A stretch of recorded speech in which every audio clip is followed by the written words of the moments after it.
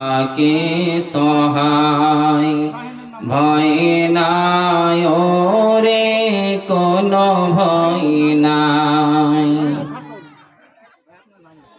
যুগে যুগে ইতিহাসে লেখা দেখা যায়, যুগে যুগে ইতিহাসে লেখা দেখা যায়। আল্লাহর পথে যারা কাজ করে যায়, যুগে যুগে ইতিহাসে লেখা দেখা যায়। আল্লাহর পথে যারা কাজ করে যায়, বিনা পরীক্ষায় তাদের পাশ নাহি হয়। বাবা, মুমিন যারা, পৃথিবীতে ওদের পরীক্ষা হবে, বিনা পরীক্ষায় ওরা উত্তীর্ণ হতে পারবে না। বিনা পরীক্ষায় তাদের পাশ নাহি হয়। ভয় নাই রে কোনো ভয় নাই। আল্লাহ যদি থাকে সহায়, ভয় নাই রে কোনো ভয় নাই। দাওয়াতের লাগে নবী ও পাতায় ফেতে যায়, দাওয়াতের লাগে নবী তায়ে ফেতে যায়। উহুদের মাঠে নবী মার খেলেন হায়, দাওয়াতের লাগে নবী তায়ে ফেতে যায়। উহুদের মাঠে নবী মার খেলেন হায়। ধৈর্যের গুণে শেষে এলো বিজয়, ধৈর্যের গুণে শেষে এলো বিজয়। ভয় নাই রে কোনো ভয় নাই। আল্লাহ যদি থাকে সহায়, ভয় নাই রে কোনো ভয় নাই। লিল্লাহি তাকবীর। শ্রদ্ধেয় সম্মানিত আজকের মহতি সভার সুযোগ্য সভাপতি মহাশয়, মঞ্চে উপবিষ্ট ওলামায়ে দ্বীন, অত্র এলাকার বিভিন্ন গ্রাম থেকে ইমানি জজবা বুকে নিয়ে ছুটে আসা ইমানদার ভাই বন্ধু ও প্রাণের আব্বা জানেরা, আর এক প্রান্তে বসে আছেন আমার প্রাণের মা, খালা ও স্নেহের বোনেরা। যাবতীয় প্রশংসা সেই মহান সত্তার, যিনি একম অদ্বিতীয়ম সত্যম সুন্দরম বিশ্বজাহানের বাদশাহ, যার হাতে আউশক্তি ও বাউশক্তি, যার হাতে জীবন ও মরণ। সেই মহান সত্তার প্রশংসা করে আমরা শেষ করতে পারি নাই। মহান সত্তার প্রশংসা আমরা ছোট্ট একটি বাক্য দ্বারা করে থাকি, যার দ্বারা মহান আল্লাহর প্রশংসা করা হয়। অতএব সেই বাক্যটি বা শব্দটি আমরা সকলেই মহাব্বতের সাথে মার্জিত ভাষায় কাঞ্জসে বখিলে না করে ব্যবহার করি আলহামদুলিল্লাহ। আর একটু আস্তে বলা যাবে না? আলহামদুলিল্লাহ। তারপর আমাদের আখেরি নবী, প্রিয় হাবিব জনাবে মুহাম্মদুর রাসূলুল্লাহ সাল্লাল্লাহু আলাইহি ওয়াসাল্লামের উপর শত সহস্র দরুদ ও শান্তির ধারা বর্ষিত হোক। আমরা সকলেই বলি আল্লাহুম্মা সাল্লি আলাইহি, আল্লাহুম্মা বারিক আলাইহি। ব্রাদারানে ইসলাম, আমি আপনাদের সম্মুখে পবিত্র আল গ্রন্থ থেকে যে আয়াতে কারিমাগুলো তেলাওয়াত করেছি, সাথে সাথে মহানবী সাল্লাল্লাহু আলাইহি ওয়াসাল্লামের একটি হাদিস পাঠ করেছি। ইনশাআল্লাহ কোরআন ও হাদিসকে লক্ষ্য রেখে সময়ের ইশারায় আমার বক্তব্য ইতি করব। আমরা পৃথিবীতে চলাফেরা করছি, আলহামদুলিল্লাহ, আল্লাহর লাখ লাখ শুকরিয়া। কিন্তু একটা বিষয় লক্ষণীয় বিষয়টা আপনারা লক্ষ্য করেন, একটু হ্যাঁ নাই আপনারা উত্তর দেবেন। আজ থেকে এই মুহূর্তে যে আমরা বসে আছি, এই সময় থেকে যত দিন, মাস, সপ্তাহ, বছর আমরা অতিবাহিত করলাম,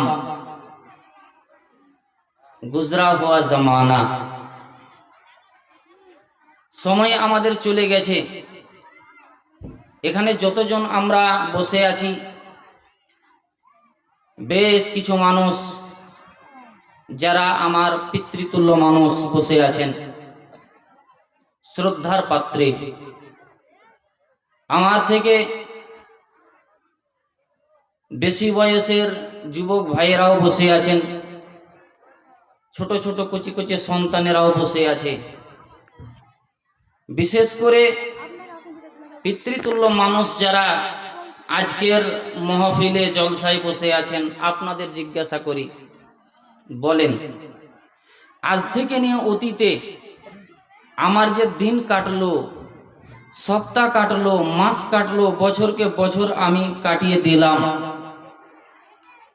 কেউ 40 বছর অতিবাহিত করেছি, 50 বছর অতিবাহিত করেছি, 60 বছর, 70 বছর, 80 বছরেও আমরা পদার্পণ করে এখানে বসে আছি। এই 80 বছর জীবনে, 70 বছর জীবনে একটা দিন আমরা ঠান্ডা মস্তিষ্কে যখন বিছানায় ঘুমাতে যাই, ঘুম আসার পূর্বে চোখ দুটো বন্ধ করে ঠান্ডা মস্তিষ্কে এমন একটা দিন কোনোদিন ভেবেছেন, চিন্তা ভাবনা করেছেন, নিজের হৃদয়টাকে আপনি প্রশ্ন করেছেন, বিবেকটাকে আপনি প্রশ্ন করেছেন? মন বলতো, আব্দুর রাজ্জাক, আজ থেকে নিয়ে আমি 35টা বছর অতিবাহিত করে দিলাম, এই 35 বছর জীবনে আমি কতটা নেকি করলাম আর কতটা পাপ করলাম। পাপ নেকি আপনার কতটা আপনার জীবনে হয়েছে, এই চিন্তা ভাবনা, এই ক্যালকুলেশন আমরা আমাদের জীবনে করিনি। আব্দুর রাজ্জাককেও জিজ্ঞাসা করার প্রয়োজন পড়বে না। আজকের আমার ব্রাদারে মুখলেস সুযোগ্য সভাপতি মহোদয়, তিনি যে সভার আসনে বসে আছেন, এনাকেও জিজ্ঞাসা করার প্রয়োজন পড়বে না। আপনি নিজেকেই আপনি প্রশ্ন করুন যে আমার জীবনে 60 বছর, 70 বছর, 50 বছর বয়সকে আমি শেষ করে দিলাম, তো আমার জীবনে কতটা নেকি হয়েছে আর কতটা পাপ হয়েছে। প্রথমে আপনাদের নিকট আমি ক্ষমা চেয়ে নিচ্ছি, কারণ আমি হচ্ছি একজন ঝাড়খণ্ডী। আপনারা মুর্শিদাবাদের মানুষ, মুর্শিদাবাদের ভাষা একটু চিকন, জি, কিন্তু আমাদের ঝাড়খণ্ডের মানুষ বুঝতেই পারছেন, সান্থাল পরগনা যাকে বলা হয়, তাই না শেখ? সান্থাল পরগনা, তো একটু ভাষাতে হয়তো মিক্স হয়ে যেতে পারে, তো মিক্স হলে সেটা মিস হয়ে গেল, তো ওটা আপনারা ব্রেনে নিয়েন না। তাহলে আমরা নেকি এবং বদি, এক কথায় পাপ পুণ্য কতটা করেছি এর হিসাব আমরা করিনি। যদিও আমাদের জীবনে ছোট ছোট সাগিরা পাপগুলো হয়েছে, সেগুলো হয়তো আমাদের স্মরণে থাকে না, ভুলে যাই, সময়ে ভুলে যাই। কিন্তু বিশেষ করে যে বড় পাপগুলো, বড় অন্যায়গুলো আমাদের জীবনে হয়, সেই পাপগুলোকে স্মরণ করে আল্লাহর দরবারে, মাবুদের নিকটে একবার আপনি স্যালেন্ডার হয়েছেন? হয়নি। আমরা পাপের উপরে পাপ, পাপের উপরে পাপ করেই যাচ্ছি। পাপের বোঝা নিয়ে পৃথিবীতে, ফুলবাড়ির মাটিতে আমরা চলাফেরা করছি। এই পাপের প্রায়শ্চিত্ত আপনি কিভাবে করবেন, নিজের জীবনটাকে আপনি কিভাবে শুধরাবেন, নিজের জীবনের পরিবর্তন আপনি কিভাবে নিয়ে আসবেন, এই নিয়ে কিছু টিপস আমি আপনাদের সামনে দেব। জানি না কত মানুষ কতক্ষণ ধৈর্য ধরে থাকবেন, এটা আমি বলতে পারবো না। যাই হোক, নিজের জীবনের পরিবর্তনটা আপনি কিভাবে নিয়ে আসবেন, কিছু টিপস আমি আপনাদের সামনে দেব। যদি সেগুলো আপনারা গ্রহণ করেন তাহলে আপন আপন জীবনের পরিবর্তন আসবে ইনশাআল্লাহ।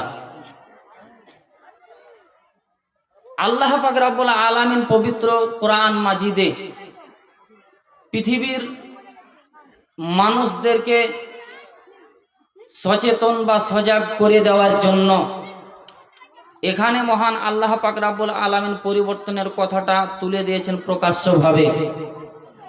ইন্নাল্লাহা লা ইউগাইয়িরু মা বিকাউমিন হাত্তা ইউগাইয়িরু মা বিআনফুসিহিম। নিশ্চয় আল্লাহ পাক কোনো জাতিকে, কোনো দলকে বা কোনো গোষ্ঠীকে ততক্ষণ পর্যন্ত পরিবর্তন করেন না যতক্ষণ পর্যন্ত নিজেরা পরিবর্তন না হয়।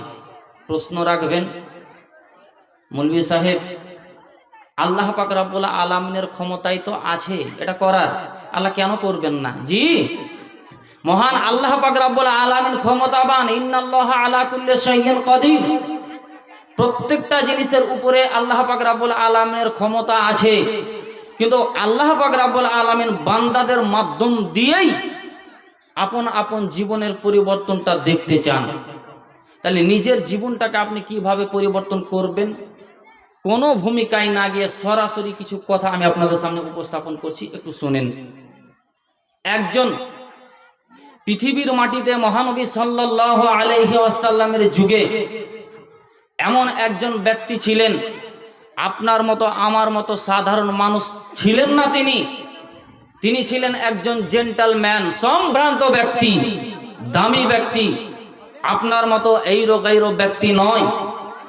সেই ব্যক্তির ব্যাপারে মহানবী সাল্লাল্লাহু আলাইহি ওয়াসাল্লাম যুবক মুসলমানদেরকে আদেশ করলেন, বাবারা যাও ইয়ামামার মাটিতে, সে হচ্ছে একজন খাদ্যমন্ত্রী, খাদ্যের অভাব নেই তার নিকটে, কিন্তু বড় অপরাধী, বড় পাপী মুজরিম।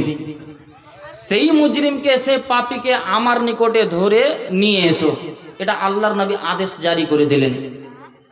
সাহাবাগণ, মুসলমানগণ মহানবী সাল্লাল্লাহু আলাইহি ওয়াসাল্লামের আদেশে যেতে আরম্ভ করলেন। যেতে যেতে যেতে যেতে ঠিক পথের মাঝে সাক্ষাৎ।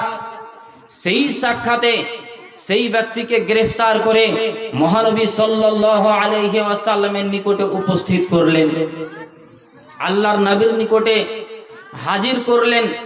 মহানবী সাল্লাল্লাহু আলাইহি ওয়াসাল্লামকে বলছেন, ইয়া রাসূলুল্লাহ সাল্লাল্লাহু আলাইহি ওয়াসাল্লাম, নেন আপনার অপরাধী বা আপনার মুজরিমকে আমরা হাজির করলাম। মহানবী সাল্লাল্লাহু আলাইহি ওয়াসাল্লাম আদেশ কি করলেন? একজন গায়র মুসলিম তার ব্যাপারে আদেশ জারি করলেন আল্লাহর নবী, বাবা যাও একে মসজিদের খুঁটিতে বেঁধে দাও। সাময়িক ধরেন এটা মসজিদ, এই মসজিদের খুঁটিতে একে বেঁধে দাও। ইতিহাস আপনাদের শোনা আছে, হাদিস জানা আছে, শোনা আছে আপনাদের। মানুষ হয়তো সময়ে ভুলে যায়, কিন্তু যখন আবার সেটা উপস্থাপন হয় মানুষের স্মরণে এসে যায়। এটা শুনেছি, শোনা কথা। তো শোনা কথা হলেও কোরআন এবং হাদিসের বাণী যখনই মানুষের সামনে পেশ হবে তখনই মনে হবে যে এটা নতুন কথা, নিত্য নতুন মনে হবে। আল্লাহর নবী সেই ব্যক্তির ব্যাপারে আদেশ করলেন যে একে মসজিদের খুঁটিতে বেঁধে দাও। মহানবী সাল্লাল্লাহু আলাইহি ওয়াসাল্লামের আদেশে সাহাবাগণ মসজিদের খুঁটিতে বেঁধে দিলেন। বেঁধে দেওয়ায় দিনের শেষ প্রান্তে, শেষ অংশে আল্লাহর নবী তার নিকটে আসলেন, অপরাধীর নিকটে আসলেন। আসার পরে তাকে প্রশ্ন করছেন। কি প্রশ্ন করছেন? মা ইনদাকা ইয়া সুমামা, বাবা বলো তুমি তোমার জীবনে বহু মানুষকে হত্যা করেছো, অন্যায়ভাবে কত মানুষকে তুমি কতল করেছো, তুমি কত বড় অপরাধী, কত বড় মুজরিম, এটা আমার নিকটে লিস্ট আছে। অতএব বাবা সুমামা বলো আজকে আমি তোমার সাথে কি ব্যবহার করব? আল্লাহর নবী তাকে প্রশ্ন করছেন। উত্তর কি বেরিয়ে আসছে মুখ থেকে? সুমামা ইবনে উসালের একটি প্রশ্নের উত্তর তিনটি দিচ্ছেন, ভালোভাবে শুনবেন। একটি প্রশ্নের উত্তর সুমামা ইবনে উসাল তিনটি উত্তর দিচ্ছেন। কি উত্তর দিচ্ছেন? ইয়া রাসূলুল্লাহ ইন তাকতুল তাকতুল জাদামিন ওয়া ইন তুনঈম আলা শাকিরিন ওয়া ইন কুনতা তুরিদুল মালা ফাসআল মিনহু মা শিতা। আল্লাহর নবীকে সুমামা ইবনে উসাল উত্তর দিচ্ছেন, ইয়া রাসূলুল্লাহ, ইয়া হাবিবাল্লাহ, হুজুর গো, দয়ার নবী গো, আমি এমন একজন পাপী, এমন একজন মুজরিম, এত বড় আমি অপরাধী, এত বড় পাপী, আমি কত মানুষকে অন্যায়ভাবে হত্যা করেছি। অতএব আল্লাহর নবী, আপনি যদি আমাকে হত্যা করুন, আপনি যদি আমাকে কতল করুন, তাহলে আমি হচ্ছি একজন কতলের যোগ্য। এক। দ্বিতীয় নম্বরে আল্লাহর নবীকে উত্তর দিচ্ছেন, ওয়া ইন তুনঈম আলা শাকিরিন, হুজুর, আমি এত বড় মুজরিম, এত বড় পাপী, তারপরেও আমার পাপটাকে না ধরে আপনি যদি আমাকে মাফ করে দিন, ক্ষমার দৃষ্টিতে আপনি যদি আমাকে ছেড়ে দিন, মুক্তি দিয়ে দিন, তাহলে আমার রাজ্যে গিয়ে, আমার মাটিতে গিয়ে, আমার দেশে গিয়ে হুজুর আপনার প্রশংসা করব, আপনার তারিফ করব। এমন একজন মানুষের সঙ্গে সাক্ষাৎ করে এলাম, এমন একজন মানুষের সঙ্গে আমার সাক্ষাৎ হলো, আমার জীবনে এইরকম মানুষ আমি দেখিনি। 2 নাম্বার 3, তৃতীয় নম্বরে মহানবী সাল্লাল্লাহু আলাইহি ওয়াসাল্লাম বলছেন, আল্লাহর নবীকে উত্তর দিচ্ছে সুমামা ইবনে উসাল, ওয়া ইন কুনতা তুরিদুল মালা ফাসআল মিনহু মা শিতা। হুজুর, আমি হচ্ছি একজন দেশের খাদ্যমন্ত্রী, রাজ্যের খাদ্যমন্ত্রী, খাদ্যের আমার অভাব নেই। আল্লাহর নবী গো, আমাকে ছেড়ে দেওয়ার বিনিময় যদি আপনি পছন্দ করেন, আমাকে ছেড়ে দেওয়ার বদলা যদি আপনি নিতে চান, তাহলে আমি হচ্ছি একজন খাদ্যমন্ত্রী, খাদ্যের আমার অভাব নেই। বলুন আল্লাহর নবী, কত বস্তা আপনি চাউল নেবেন, কত বস্তা আপনি গম নেবেন, আর কত বস্তা আপনি জব নেবেন? রাশনের আমার নিকটে অভাব নেই, আপনাকে দেওয়ার জন্য আমি প্রস্তুত আছি। 3টি উত্তর বেরিয়ে এলো সুমামা ইবনে উসালের মুখ থেকে। কোনো প্রতিশোধ না নিয়ে মহানবী সাল্লাল্লাহু আলাইহি ওয়াসাল্লাম গুটি গুটি পায়ে চলে গেলেন। একদিন কেটে গেল। দ্বিতীয় দিন আল্লাহর নবী আসলেন। ভালোভাবে শুনবেন, নিজের জীবনটাকে আপনি কিভাবে পরিবর্তন করবেন। দ্বিতীয় দিন আল্লাহর নবী তার নিকটে আসলেন। ঠিক একজন গায়র মুসলিম হলেও খাবারের সময় যখন হয়, খাবারের প্রয়োজন যখন হয়, ঠিক সময়ে তাকে খাবার দেন, খেতে দেন, পানি দেন, তার প্রয়োজন পূর্ণ করেন। দ্বিতীয় দিন আল্লাহর নবী আসলেন। আসার পরে মহানবী সাল্লাল্লাহু আলাইহি ওয়াসাল্লাম একই প্রশ্ন রাখলেন যে প্রশ্ন প্রথম দিনে রেখেছিলেন। আবার উত্তর বেরিয়ে এলো সুমামা ইবনে উসালের মুখ থেকে। 3টি উত্তর, একই উত্তর দিলেন, চলে গেলেন। আল্লাহর নবী কিছু বললেন না। দ্বিতীয় দিন শেষ। তৃতীয় দিন আবার মহানবী সাল্লাল্লাহু আলাইহি ওয়াসাল্লাম আসলেন। আসার পরে সেই প্রশ্নই রাখলেন যে প্রশ্ন দ্বিতীয় দিনে রেখেছিলেন। সুমামা ইবনে উসাল আবার দ্বিতীয় দিনে যা উত্তর দিয়েছিলেন আল্লাহর নবীকে, সে উত্তর তৃতীয় দিনেও যেন দিচ্ছেন। আল্লাহর নবী, আমি একজন পাপী, আমি একজন মুজরিম, বড় অপরাধী, এত পাপ করেছি, নিজের জীবনটাকে পাপে কালো করে দিয়েছি। আল্লাহর নবী গো, আপনি যদি আমাকে হত্যা করেন, আমি হচ্ছি হত্যার যোগ্য। যদি আপনি ছেড়ে দিন, আপনার প্রশংসা করব। আপনি যদি ছেড়ে দেওয়ার পরিবর্তে মাল চান, মাল দেব। এই রকম 3 নম্বর উত্তর দিয়ে মহানবী সাল্লাল্লাহু আলাইহি ওয়াসাল্লাম উত্তর শুনলেন।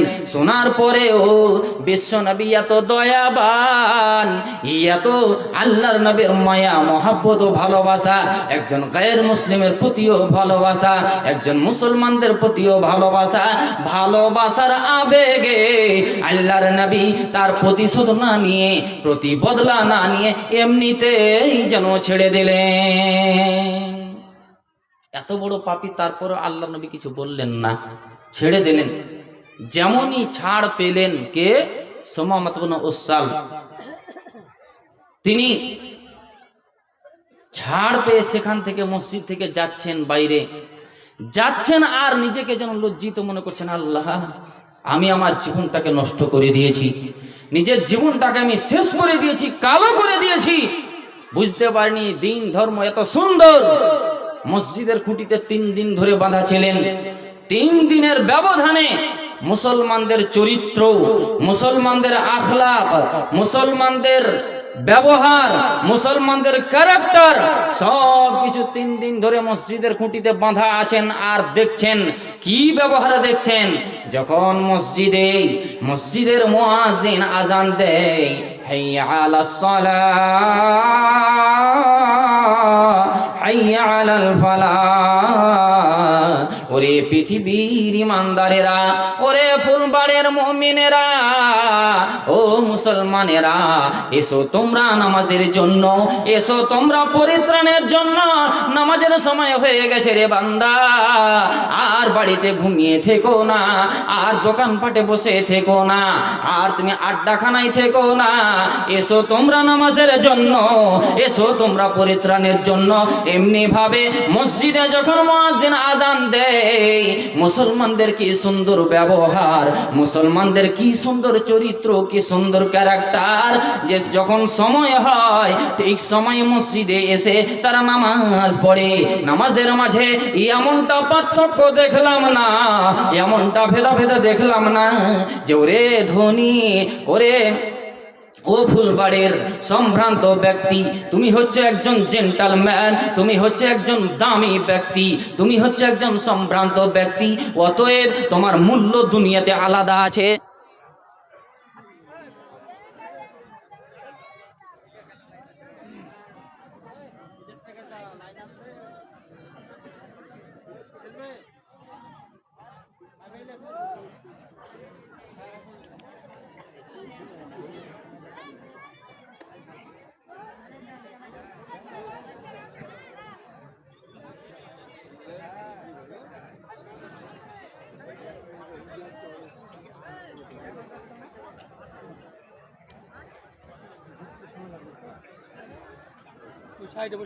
আপনাদের বাংলার কারেন্ট তো ভালোই থাকে, আমাদের ঝাড়খণ্ডের খুব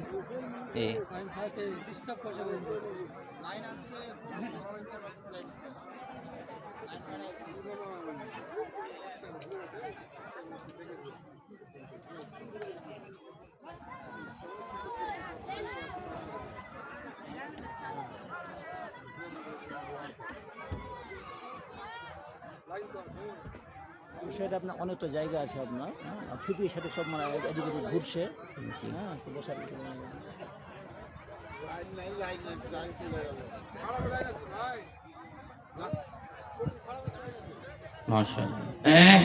হ্যাঁ, যে সমস্ত ভাইয়েরা প্যান্ডেলের বাইরে ঘোরাফেরা করছেন, দোকানপাটে সময় নষ্ট করছেন, আপনাদের মেহেরবানি করে বলবো যে প্যান্ডেলের ভিতরে যথেষ্ট বসার জায়গা আছে, এদিক ওদিক ছিটিয়ে ছড়িয়ে না থেকে প্যান্ডেলের ভিতরে আসুন এবং আপন আপন আসন গ্রহণ করুন। ইনশাআল্লাহ বসবেন, দুটো কোরআন ও হাদিসের আলোচনা হচ্ছে, শুনবেন, উপকৃত হবে, ইনশাআল্লাহ উপকৃত হবেন।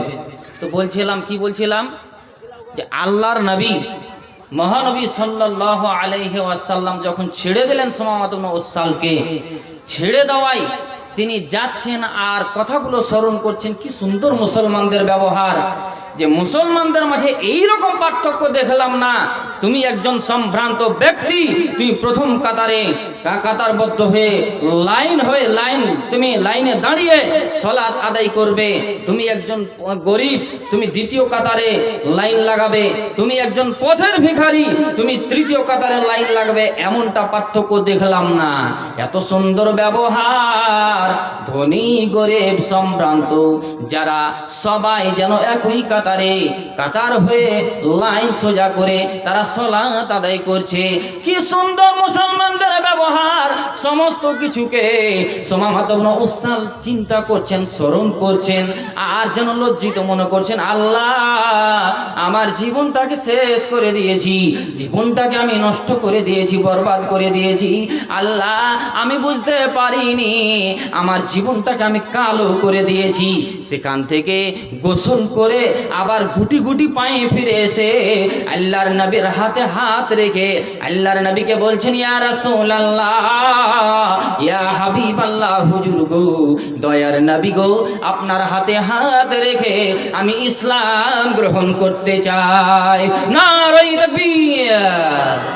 মাত্র 3 দিনের ব্যবধানে সোমামাত ইবনে উসাল নিজের জীবনটাকে পরিবর্তন করলেন।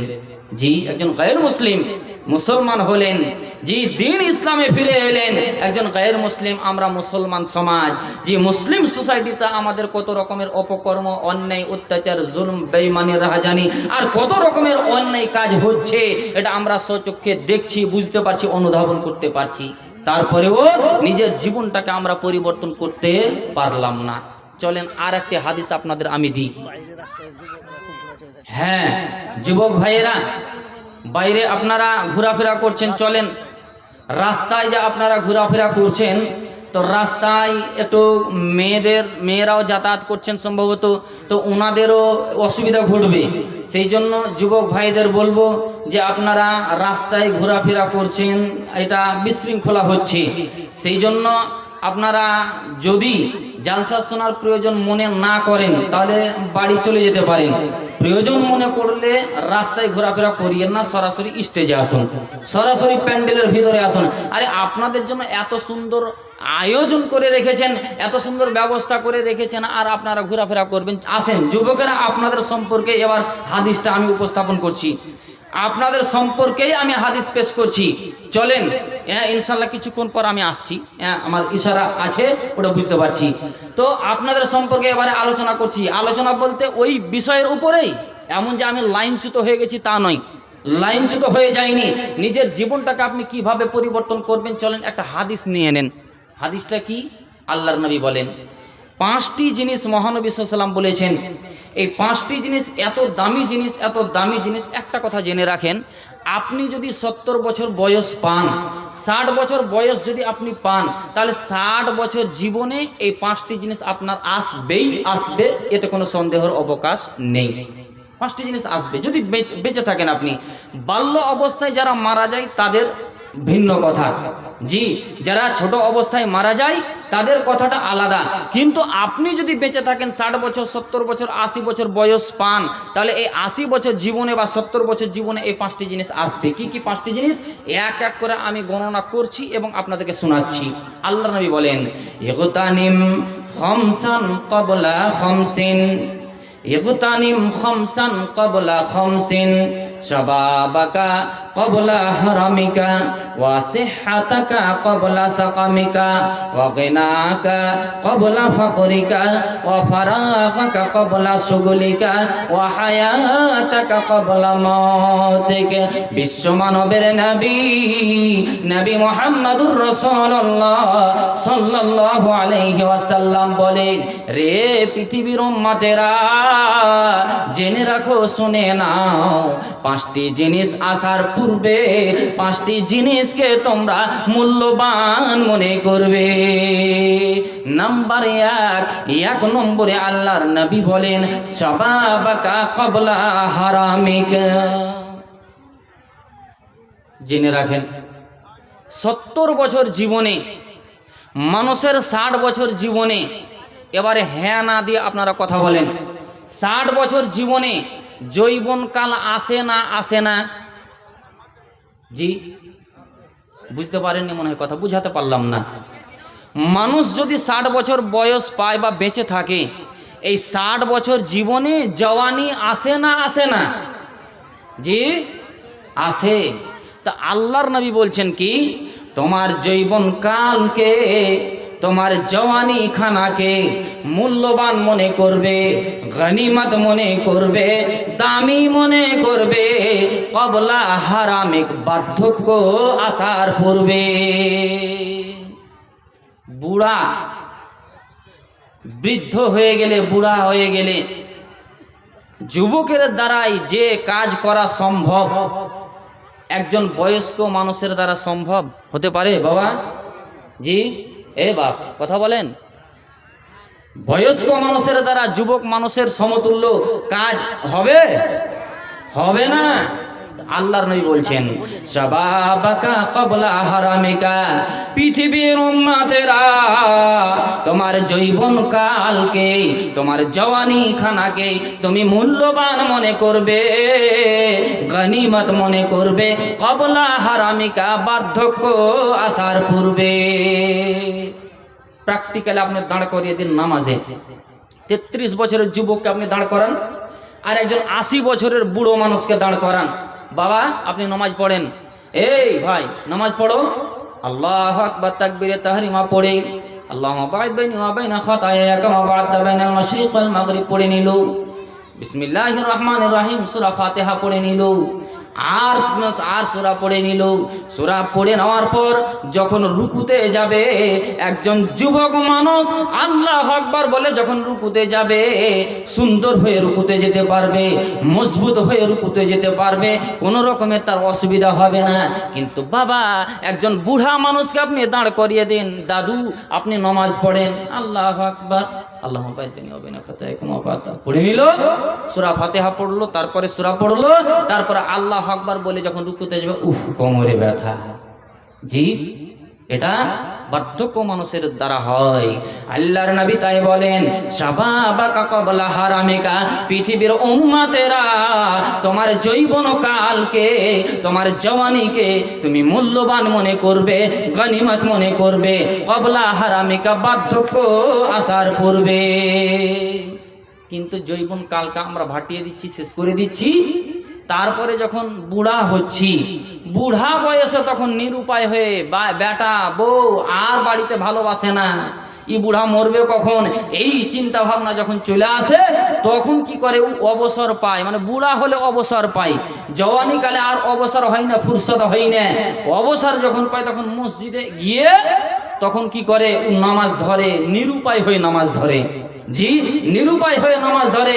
আর নামাজ যখন পড়তে শুরু করে তখন ইমাম সাহেবের ভুল ধরবে, মৌলভী সাহেব এইরকম বুড়া মানুষের চোখে ভিতরে তো আর ভালোভাবে নজর পড়ে না, তো আপনার ভিতরে একটু আঙুলটা নড়িয়ে দিল, আঙুল নড়িয়ে তখন মসজিদের বাইরে এসে দেখবে যে ধুলা বালি লেগে আছে নাকি। যখন দেখবে ধুলা লেগে আছে মসজিদের ইমামের নিকটে, তখন কি করবে, গিয়ে যত রকমের ডাঁট ডাপাট করবে। বাড়িতে ওইদিকে ভালোবাসে না ওকে, কিন্তু ইমামের উপরে ও আক্রমণ করবে। জি, তাই কি বলছে, আমি মানুষ হইয়া জন্ম লইয়া, কথা খুব দামি ভরা আছে, যদিও পল্লী গীতি গান এটা, তাই না শেখ, খুব দামি কথা ভরা আছে, ভালোভাবে শুনেন। আমি মানুষ হইয়া জন্ম লইয়া মানুষের করিলাম কি, আমি মানুষ হইয়া জন্ম লইয়া মানুষের করিলাম কি, আমার বাল্যকাল গেল হাসিতে খেলিতে। জি, শিশু অবস্থা হাসতে খেলতে, মায়ের কোলে, বাপের কোলে, বোনের কোলে, দিদির কোলে, দাদির কোলে, এই করতে করতেই বাল্য অবস্থাটা কি হয়, শেষ হয়ে যায়। আমার বাল্যকাল গেল হাসিতে খেলিতে, যৌবন কাল গেল কিসে গো, এটা জানেন আপনারা? জি, আমার বাল্যকাল গেল হাসিতে খেলিতে, যৌবন কাল গেল রসে। রসে মানে শেষে, আর উপায় নেই, তখন বার্ধক্যে পৌঁছাতে খুব বাধ্য, বার্ধক্যে পৌঁছাতে বাধ্য। আর যেমনই বার্ধক্যে পৌঁছালো তখন কি বুড়া হলো, বুড়া না ভেড়া।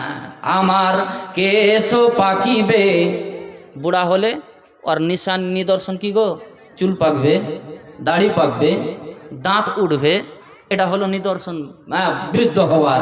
আমার কেশো পাকিবে, দাঁত ঝরিবে, দাড়ি পাকিবে, দাঁত ঝরিবে, সম্বল হবে মোর লাঠি। বুড়া বয়সে সাথী কে হবে? পোতা কে সাথী হবে? লাঠি।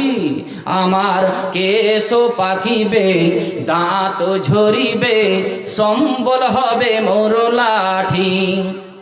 তখন পুতির পরিজন, পুতির পরিজন সকলেই বলিবে, পুতির পরিজন সকলেই বলিবে, এ জঞ্জাল মরিলেই বাঁচি। জঞ্জালটাকে জি জঞ্জাল কে গো? আরে আমি তো ইন্ডিয়ান বক্তা, বাংলাদেশি বক্তা এখন বাকি আছে। বাংলাদেশি বক্তার আওয়াজ যদি আপনারা না দেন তাহলে স্টেজ ছেড়ে মনে পালিয়ে যাবেন। তো ইন্ডিয়ান বক্তার সাথে তো কমপক্ষে কথা বলুন। আমার সাথে শত্রুতা আছে জি? উনি হচ্ছেন বাংলাদেশে, আমরা ইন্ডিয়ান জি। জি আমরা ভারতের মানুষ, তো ভারতের মানুষের সাথে না মহব্বত ভালোবাসা বেশি থাকবে জি। এই ভালোবাসা বেশি রাখবেন না। তো জঞ্জালটাকে বুড়া, মাশাআল্লাহ। তখন পুত্রের পরিজন সকলে বলিবে, পুত্রের পরিজন সকলে বলিবে, এ জঞ্জাল মরিলেই বাঁচি। মানুষ হইয়া জন্ম লইয়া মানুষের করিলাম কি আমি, মানুষ হইয়া জন্ম লইয়া মাদ্রাসার করিলাম কি। নারায়ে তাকবীর।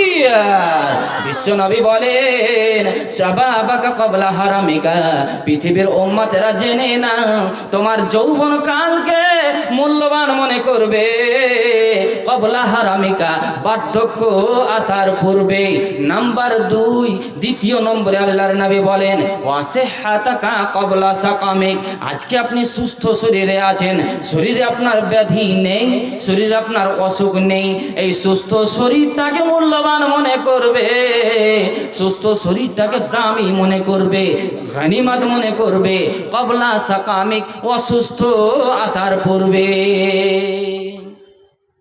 এমন একটা সময় মানুষের জীবনে আসবে, একটা অসুখ যদি কোনো রকম আল্লাহ ভালো করলেন, আল্লাহ সুস্থতা দান করলেন, আরোগ্য দান করলেন, আর একটা অসুখ এসে ঘেরে নিল। এমনটা হয় কি হয় না? জি হয়। একটা অসুখ যদি আপনাকে ঘেরলো, ভালো হলো, আল্লাহ ভালো করলেন, আল্লাহর ইচ্ছে ভালো হলো আপনার শরীরের অসুখ, আর একটা অসুখ এসে ঘিরে নিল। বর্তমানে ভাইরাল হয়ে আছে কি? সুগার। সুগার, এই সুগারে আপনার সুগারের পেশেন্ট যারা, ওদেরকে জিজ্ঞাসা করেন কত লালিয়া আছে জি। আজকে আপনি জালসা শুনতে এসে গরুর মাংস খেলেন, আর আপনি মিষ্টি মানটা কত রকমের খেলেন, কিন্তু যে সুগারের পেশেন্ট ওকে জিজ্ঞাসা করেন একটা মিষ্টি খাওয়ার জন্য কত লালিয়া আছে জি। সুগার যদি হলো, আবার সুগারের সাথে সাথে হার্টের অসুখ জি, সুগারের সাথে সাথে হার্টের অসুখ, একটার পর একটা, একটার পর একটা, এটা হতেই থাকে। বিশ্বনবী বলেন ওয়াসিহাতাকা ক্বাবলা সাকামিক, তোমার সুস্থ শরীরটাকে মূল্যবান মনে করবে, গনিমত মনে করবে, দামি মনে করবে ক্বাবলা সাকামিক, অসুস্থ আসার পূর্বে। নাম্বার 3 নম্বরে আল্লাহর নবী বলেন ওয়াগিনাকা ক্বাবলা ফাকরিক, রে পৃথিবীর মানুষেরা, ওরে ফুলবাড়ির বাপজিরা, আব্বা জানেরা শুনে রাখেন, বিশ্বনবী 3 নম্বরে বলেন ওয়াগিনাকা ক্বাবলা ফাকরিক, আজকে আপনি মালদার, আল্লাহ পাক রব্বুল আলামিন আপনার হাতে যথেষ্ট ব্যালেন্স দিয়েছে, দৈনন্দিন আপনি হাজার হাজার টাকা ইনকাম করেন। কত মানুষের এই রকম ইতিহাস আছে, দিন শেষ হলে, দিন ফুরালে 5,000 টাকা ইনকাম হয়, 10,000 টাকা ইনকাম হয়। দুখানা গাড়ির অনার যদি হয় তাহলে 10,000, 20,000, 15,000 দৈনন্দিন আসতে তার অসুবিধা হয় না। কত মানুষ কত রকম ভাবে ইনকাম করে। আপনি একজন মালদার, যথেষ্ট ব্যালেন্স আপনার হাতে আছে, এই মালদারি অবস্থাটাকে মূল্যবান মনে করবে, দামি মনে করবে ক্বাবলা ফাকরিক, দারিদ্রতা আসার পূর্বে। আল্লাহর নবী বলছেন এমন একটা সময় আপনার জীবনে আসবে, যৌবন কাল আপনি পেয়েছেন বলে, যৌবন কালকে আপনি অন্যায় পথে নিজের জওয়ানিকে শেষ করে দিয়েছেন, নষ্ট করে দিয়েছেন, যৌবনকালে আপনি ইনকাম করেছেন হাজার হাজার টাকা, 500, 200, 700, হাজার হাজার টাকা, অন্যায় পথে খরচ করতে আপনার কোনো রকমের বাধা হয়নি, কোনো রকম আপনাকে কষ্ট মনে হয়নি। কিন্তু এমন একটা সময় আপনার জীবনে চলে আসবে যখন বার্ধক্যে আপনি পৌঁছে যাবেন, সেই সময় 10টা টাকার জন্য আপনি লালিয়ে থাকবেন, আমার বেটা আমাকে কখন 10টা টাকা দেবে। ফুলবাড়ি মাদ্রাসার আজকে জালসা হচ্ছে, মাদ্রাসার উন্নতি সাধনে আজকে জালসা হচ্ছে। সেই মাদ্রাসার জালসায় গিয়ে টুকটুক করে গিয়ে কমপক্ষে মাহফিলে আমি বসতাম, আর বসে দুটো কোরআন ও হাদিসের ওয়াজ শুনতাম, শোনার পরে 10টা টাকা আমি দান করতাম মাদ্রাসায়। এইরকম আপনার চিন্তা ভাবনা, এমন একটা সময় চলে আসবে যে চিন্তা আপনি করেও 10টা টাকা বেটার কাছ থেকে পাবেন না।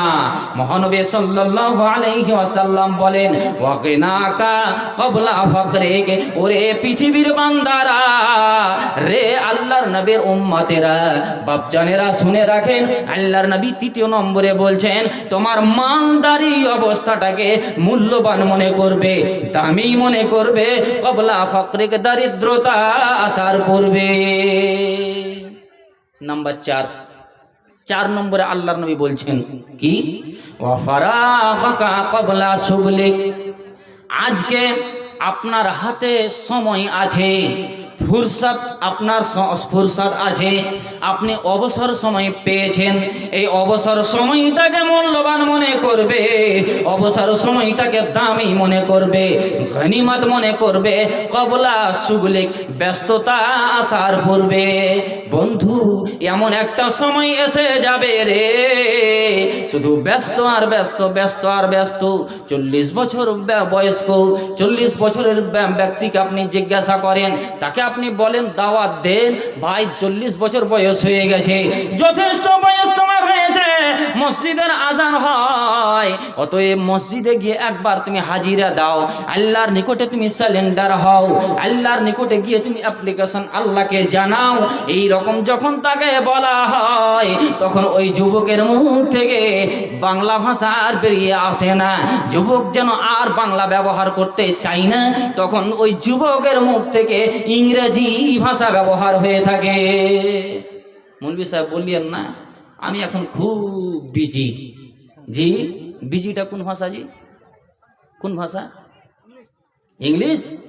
মানুষ ইংলিশ ভাষা বা কথায় অনেক ব্যবহার করে, তো মনে হয় এমনভাবে ব্যবহার হয়ে গেছে যে এটাও বাংলা কথা বলছি। জি, মনে হচ্ছে যে এটাও আমি বাংলা বলছি, কিন্তু এটা হলো ইংলিশ। তখন ওই যুবকের মুখ থেকে বেরিয়ে আসে, মৌলভী সাহেব বললেন না, এখন খুব বিজি। বিশ্বনবী বলেন, ওয়া ফারাগাকা ক্বাবলা শুগলিক, আজকে হাতে আপনার সময় আছে, এই অবসর সময়টাকে মূল্যবান মনে করবে, অবসর সময়টাকে দামি মনে করবে, ক্বাবলা শুগলিক, ব্যস্ততা আসার পূর্বে। নাম্বার 5 নম্বরে আল্লাহর নবী বলেন, ওয়া হায়াতাকা ক্বাবলা মাউতিক, এই 5 নম্বর পয়েন্টটা আপনাদের সামনে বলছি, তারপরে আরো কিছু ইম্পর্টেন্ট কথা আপনাদের সামনে উপস্থাপন করব। 5 নম্বরে আল্লাহর নবী বলেন, ওয়া হায়াতাকা ক্বাবলা মাউতিক, রে পৃথিবীর মানুষেরা, ও আল্লাহর নবীর উম্মতেরা, আব্বাজান শুনে রাখেন, শুনে রাখেন, আমরা একটা বিষয়ে আশ্চর্য হয়ে যাই, ফুলবাড়ির মাটিতে যদি কোনো ব্যক্তি মারা যায়, রাত্রে ধরেন রাত 2টো পর্যন্ত জালসা হলো, বাংলাদেশি বক্তার জালসা শুনলাম, শোনার পরে আপন আপন বাড়ি গেলাম, 2 বন্ধু এক জায়গায় বসে জালসা শুনছি, আর শোনার পরে রাত 2টো যখন জালসা শেষ হলো, শেষ হওয়ার পরে আপন আপন বাড়ি চলে গেলাম। এখানে যতক্ষণ বসেছিলাম, যতক্ষণ অবস্থান করেছিলাম, এই সময়ে কোনো অসুখের কথা বুঝতে পারলাম না, বন্ধুর বিপদের কথা বুঝতে পারলাম না, বন্ধুর অসুখের কথা বুঝতে পারলাম না, সবাই আপন আপন বাড়ি চলে গেল। ফজর নামাজ হলো, ফজর নামাজের পরে জামাত শেষ হওয়ার পরে যখন মসজিদের মাইকে আওয়াজ হয় না, হয় না, মসজিদের মাইকে ফজর নামাজ শেষে ঠক ঠক ঠক ঠক করে যখন আওয়াজ হয়, কলিজায় যেন ধাক্কা লাগে, মনে হয় কে মরে গেল। জি, ধাক্কা লাগে কলিজায়। আপনাদের ফুলবাড়ির মাটিতে মৃত্যুর সংবাদ হয় মসজিদে? হয়? জি, সভাপতি সব কথা ওনাকে দায়িত্ব দিয়ে দিয়েছেন নাকি, যে আপনি সভার আসন চালান আর আপনি কথা বলেন, আমরা আজকে বলবো না, রোজা রেখে এসেছি, তো রাইতে তো রোজা হলো, জি, তো একটু ইঙ্গিত ইশারা দেন, কথা বলতে ভালো লাগবে ইনশাআল্লাহ। কোরআন হাদিসের বাইরে বলবো না, ওই অভ্যাস আমার নেই, ওই অভ্যাস নেই। জি, বিভিন্ন রকমের বক্তা আছেন, হার বুলেরা বুয়ে দেগার রাস্তা, ফার্সিতে একটা প্রবাদ আছে, প্রত্যেক ফুলের গন্ধ আলাদা। জি, আমি বলছি আমার তার্জে, আমার ভঙ্গিতে। বাংলাদেশি বক্তা আসবেন ওনার ভঙ্গিতে। আমার ওস্তাজে মোহতারাম, আমার পূর্বে গেলেন মৌলানা আব্দুর রহমান সাহেব, নজমি আব্দুর রহমান নজমি সাহেব, এখন বর্তমান ইসলামপুর মার্কাজের প্রধান শিক্ষক, উনি ওনার তার্জে বলে গেলেন। প্রত্যেক বক্তাদের এক এক বয়ান তো আপনার কোরআন হাদিসের থেকেই, কিন্তু তার্জ ভঙ্গি আলাদা আলাদা। তো একটু হ্যাঁ নাই উত্তরটা দেন। তা আমি যে কথাটা বলছিলাম, কি কথা বলছিলাম, যে মসজিদের মাইকে মৃত্যুর সংবাদ হয় আপনাদের এলাকায়? হয়। দেখেন তো কলজা ঠান্ডা হয়ে গেল। মসজিদে যখন মাইকে এলান হয়, কলিজায় ধাক্কা লাগে, মনে হয় কে মারা গেল, তাই না? মনে হয় কে মারা গেল। যখন মসজিদে এলান হচ্ছে, ফুলবাড়ির ফালানা রব্বা ফালানা আজকে ইন্তেকাল করেছে, তার জানাজার নামাজ হবে জোহর নামাজের পর, তার জানাজার নামাজ হবে বেলা 10টায়, তার জানাজার নামাজ হবে আসর নামাজের পর। এমনটা এলান হয়। যখন এলান হয়, ওই বন্ধু সংবাদটা যেন শুনে, বন্ধু আপনার প্রতিবেশীরাও সংবাদটা শুনে, আর আশেপাশে যত মানুষ থাকে তো তারা সবাই যেন মাইকের এলানটা শুনতে পায়। আর শোনার সাথে সাথে তারা যেন আশ্চর্য হয়ে যায়। কেমন করে আশ্চর্য হয়? রাত্রে ফুলবাড়ির মাদ্রাসার উন্নতি কল্পে রাত 2টো পর্যন্ত জালসা হয়েছে। লোকটার কোনো বিপদের কথা শুনিনি, অসুখের কথা শুনিনি, কোনো অসুবিধা হয়নি, তার শরীরের মাঝে কোনো ব্যথা ছিল না। যত রকমের মানুষ যেন আলোচনা করতে থাকে, এই আলোচনা করতে করতে বন্ধু যেন গুটি গুটি পায়ে ফিরে আসে মৃত্যুর বাড়ি পর্যন্ত। আসার পরে বলে, ও ভাই রে, তোমরা তো এই ধরনের কথা বলছো, কিন্তু রাত 2টা পর্যন্ত মাদ্রাসার উন্নতি কল্পে জালসা হয়েছিল। ওই জালসায় আমরা 2 বন্ধু একই জায়গায় পাশাপাশি বসে রাত 2টা পর্যন্ত জালসা শুনেছিলাম।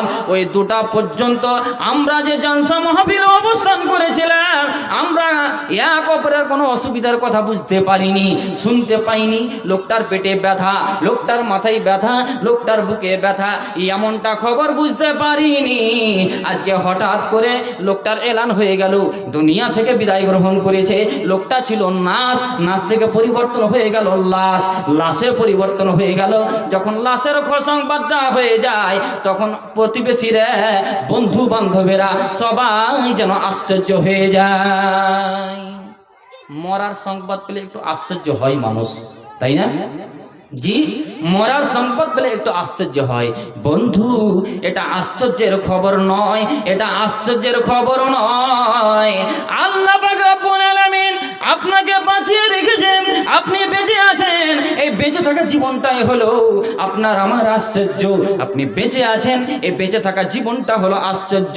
মানুষ মরে গেছে, মানুষ মরতে আছে, কিয়ামত পর্যন্ত এই সিলসিলা জারি থাকবে, মরতে থাকবে, হতে থাকবে, আসতে থাকবে, এমনটা জারি থাকবে। মরাটা হলো স্বাভাবিক, এটা মরার খবরটা আশ্চর্যের খবর নয়। আল্লাহ আপনাকে বাঁচিয়ে রেখেছে, আপনি বেঁচে আছেন। এই বেঁচে থাকা জীবনটাই হলো আপনার আমার জন্য আশ্চর্য। এই বেঁচে থাকা জীবনে আল্লাহ পাক রব্বুল আলামিন নবী তাই বলছেন, ও হায়াতাকা ক্বাবলা মাউতিক, পৃথিবীর উম্মাতেরা, ও আব্বা জানেরা শুনে রাখেন, এই বেঁচে থাকা জীবনটাকে তোমরা মূল্যবান মনে করবে, জীবনটাকে তোমরা দামি মনে করবে, গনিমত মনে করবে, ক্বাবলা মাউতিক, মৃত্যু আসার পূর্বে। ওলামাদের মুখ থেকে একটা হাদিস শুনেছেন আপনারা, শুনেছি, পড়েছি, শোনার কথাটাই বলছি, আপনাদের সাথে আমিও আছি। জি, তা মনে করেন আজকে আপনাদের সাথে আমি আলোচনা করছি, বক্তব্য নয়, আলোচনা করলে একটু কথাবার্তা বলতে হয়। তো ওলামাদের মুখ থেকে শুনেছেন কি, মাতাল ইনসানু ইনকাতা আনহু আমালুহু। বিশ্বনবী বলেন, মানুষ যখন মারা যায়, মানুষ মারা গেলে তার সমস্ত আমল মুনকাতা হয়ে যায়, তার সমস্ত আমল বন্ধ হয়ে যায়। ওই মৃত ব্যক্তির দ্বারা কোনো রকমের আমল করার সম্ভব বা সুযোগ যেন থাকে না। মরা ব্যক্তির দ্বারা কোনো রকমের আমল করার সুযোগ থাকে? থাকে না। এটা হাদিস শুনেছি, বাকিটা আমি বলতে যাচ্ছি না। তো যখন এই হাদিস আমরা শুনেছি, পড়েছি, এই থেকে আপনাকে জ্ঞান অর্জন করতে হবে। আপনি বেঁচে আছেন, আল্লাহ আপনাকে বাঁচিয়ে রেখেছে, এটা আল্লাহর লাখো লাখ শুকরিয়া। এই বেঁচে থাকা জীবনটাকে আপনাকে আশ্চর্য জীবন মনে করতে হবে। জি, বেঁচে থাকা জীবনটাকে আপনাকে আশ্চর্য জীবন মনে করতে হবে। এই আশ্চর্য জীবনে পরকালের দিনের জন্য আপনাকে আমাকে কিছু করে নিতে হবে। মরার পরে আর সুযোগ হবে না। বেটারা ভুলে যাবে, বেটিরা ভুলে যাবে। কতদিন? যতদিন আপনি বাপ চলতে পারছেন ততদিন।